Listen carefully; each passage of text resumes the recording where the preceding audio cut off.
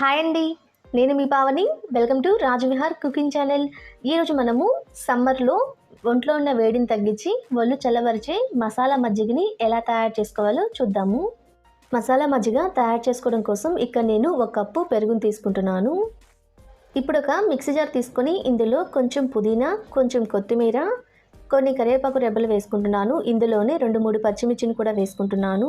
పచ్చిమిర్చి అనేది మీ కారాన్ని బట్టి వేసుకోండి. ఇలా వేసుకొని 1 టేబుల్ స్పూన్ జీలకర్ర, 1 ఇంచు అల్లం ముక్కను వేసుకుంటున్నాను. ఇందులోనే మీ టేస్ట్ సరిపడినంత సాల్ట్ కూడా వేసుకొని మరీ మెత్తగా కాకుండా కొంచెం బరగ్గా గ్రైండ్ చేసుకోవాలి. ఇలా గ్రైండ్ చేసుకొని ఇందులో మనం ముందుగా తీసుకున్న పెరుగును కూడా వేసుకుంటున్నాను. ఇందులోనే కొంచెం వాటర్ కూడా వేసుకొని మరొకసారి పల్సించుకుంటూ గ్రైండ్ చేసుకోవాలి.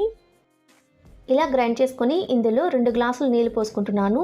ఇలా నీళ్ళు పోసుకున్న తర్వాత ఇందులో ఒక ఫుల్ నిమ్మకాయని రసం పిండుకుంటున్నాను.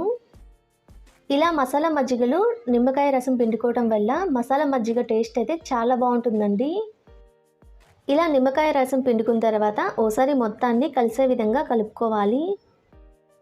ఇలా మజ్జిగ మొత్తాన్ని ఓసారి కలుపుకొని సర్వింగ్ గ్లాస్లోకి సర్వ్ చేసుకుంటే ఎంతో టేస్టీగా ఉండే మసాలా మజ్జిగ అయితే రెడీ అయిపోతాయండి.